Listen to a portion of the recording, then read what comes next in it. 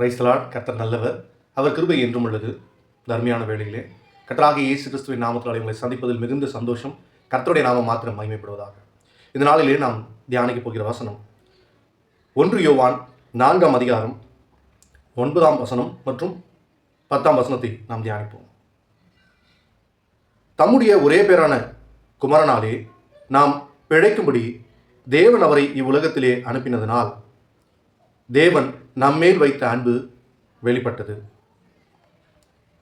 நாம் தேவனிடத்தில் அன்பு கூர்ந்ததினால் அல்ல, அவர் நம்மிடத்தில் அன்பு கூர்ந்து நம்முடைய பாவங்களை நிவர்த்தி செய்கிற கிருபாதார பலியாக தம்முடைய குமாரனை அனுப்பினதினாலே அன்பு உண்டாயிருக்கிறது. ஆமென். ஆமாங்க. இங்கே நிறைய நேரம் ஒரு கிறிஸ்துவ குடும்பத்தில் நான் பிறந்ததுனால கிறிஸ்துவை அறிந்திருக்கிறேன், நான் ரட்சிக்கப்பட்டிருக்கிறேன், நான் கிறிஸ்துவனாக வாழ்கிறேன்னு நான் நினச்சிட்டு உண்டு. நான் அப்படிப்பட்ட ஒரு கண்ணாடியை போட்டுட்டு இருந்தேன். அந்த கண்ணாடி என்னுடைய ஒழுக்க நெறியினால் நான் கிறிஸ்துவனாக பிறந்திருக்கிறதாகவும், என்னுடைய சடங்காச்சாரம், என்னுடைய பாரம்பரியம், என்னுடைய மூதாதையர்கள் செய்த நற்செயல்களால் இயேசு கிறிஸ்துவனுடைய அன்பு எனக்கு கிடைக்கப்பட்டது என்றும் நான் நம்பிக்கொண்டிருந்தேன். என்னுடைய செயல்கள், என்னுடைய ஒழுக்கங்கள் தான் தேவன் எனக்காய் பூமிக்கு இறங்கி வந்ததற்கான காரணமாக இருந்தது என நான் நம்பினேன்.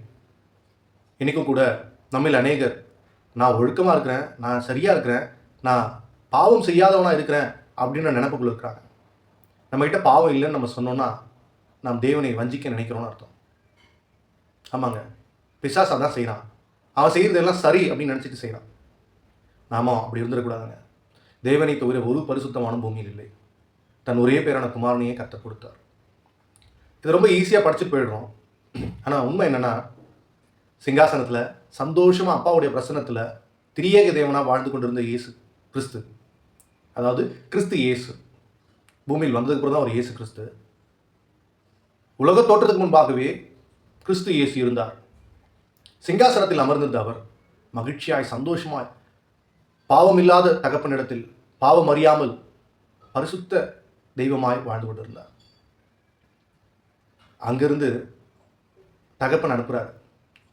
என் பிள்ளைங்க பூமியில் தவறிட்டாங்க, பாவத்தில் விழுந்துட்டாங்க, என் உறவே வேணான்னு சொல்லிட்டாங்க, நான் பழத்தை சாப்பிடாதுன்னு சொன்னேன், அவங்க பழத்தை சாப்பிட்டாங்க. பழத்தை சாப்பிட்டதுனால இல்லை, அப்பா செய்கிற நல்ல காரியங்களை விட நான் வளர்ந்துட்டேன், எனக்கே நல்லது கெட்டது தெரியும், நானே எல்லாம் பார்த்துக்கிறேன்ற ஒரு முதல் முடிவு தான் அந்த உறவு பிளவுக்கு காரணம்.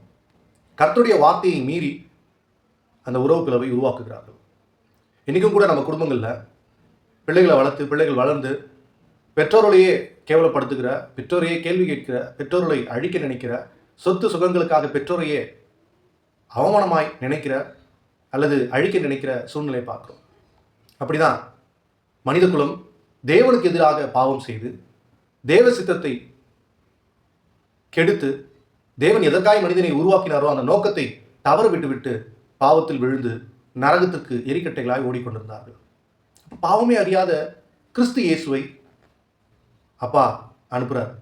நீ போயிட்டு நம்ம பிள்ளைகளை பாதுகாத்து உன்னுடைய ரத்தத்தினால ரட்சித்து மீட்டு பரலோகத்துக்கு கொண்டு வந்திருப்பான்னு அனுப்புகிறார்.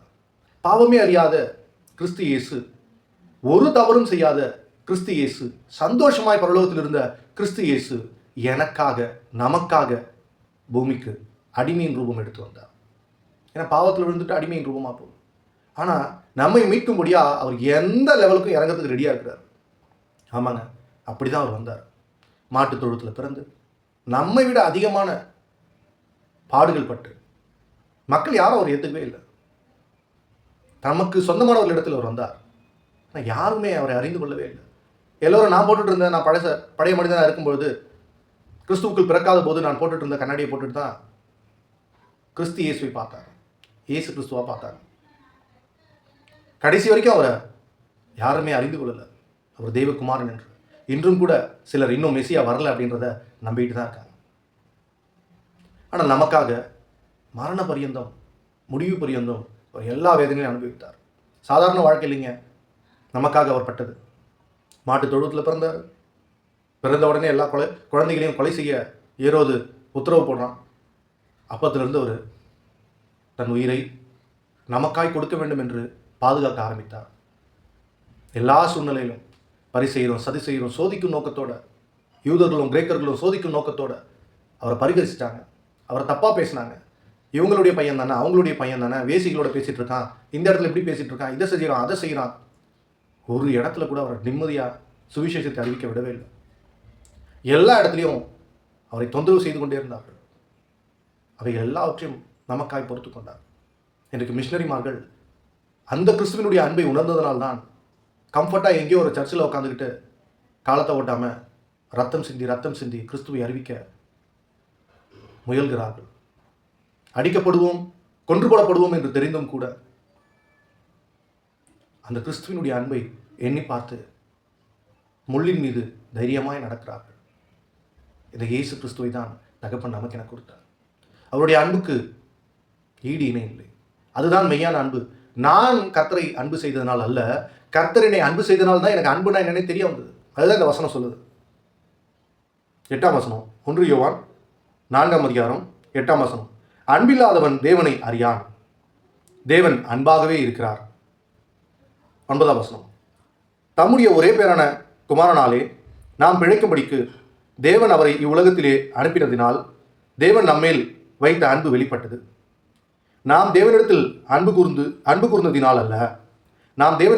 கூர்ந்ததினால் அல்ல, அவர் நம்மிடத்தில் அன்பு கூர்ந்து நம்முடைய பாவங்களை நிவர்த்தி செய்கிற கிருபாதார பலியாக தம்முடைய குமாரனை அனுப்பினதினாலே அன்பு உண்டாயிருக்கிறது. அப்போ அன்பு எப்படிங்க உண்டாயிருக்கு? அவர் தன்னுடைய குமாரனை அனுப்பி நம்மை மீட்கும்படியாக வந்ததினாலே தான் அன்பே உருவாயிருக்கு.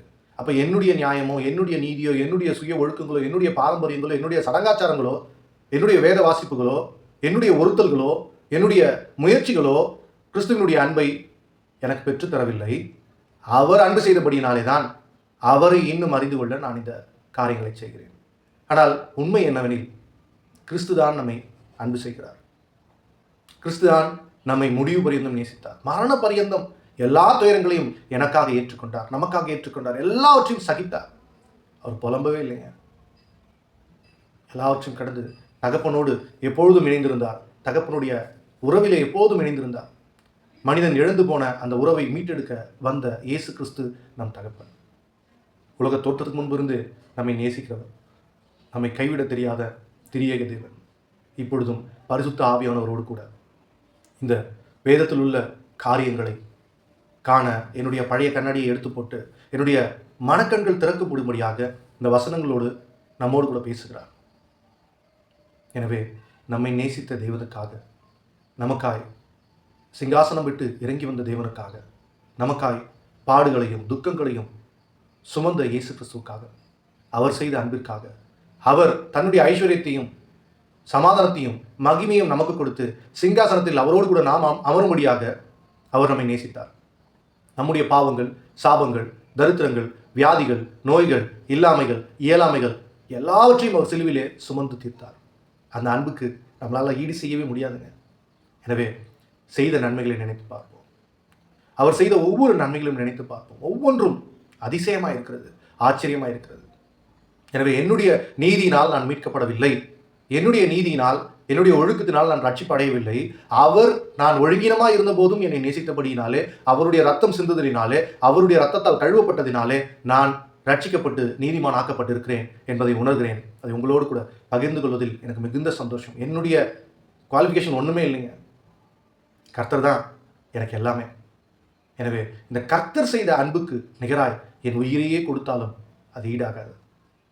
தொடர்ந்து கர்த்தருடைய சுவிசேஷத்தை அறிவிப்போம். இன்னும் கர்த்தரை அறியாத, அவருடைய அன்பை அறியாத, அவருடைய மீட்பை அறியாத அநேக மக்கள் உண்டு. அவர்களுக்கு நாம் சுவிசேஷத்தை அறிவிப்போம். கர்த்தர் நம்மை அன்பு செய்தபடினால் தன் ஒரே பேரான குமாரனை நமக்காய் பலியாய் கொடுத்து நம்மை மீட்டிருக்கிறார். எனவே காலத்தையும் நேரத்தையும் வீண் விரயம் செய்யாமல் கிறிஸ்து இயேசுவுக்கு உகந்த வாழ்க்கையை வாழ்வோம். கர்த்தருடைய நாமம் மாத்திரம் மகிமைப்படுவதாக. ஆமென். God bless you. Have a good day.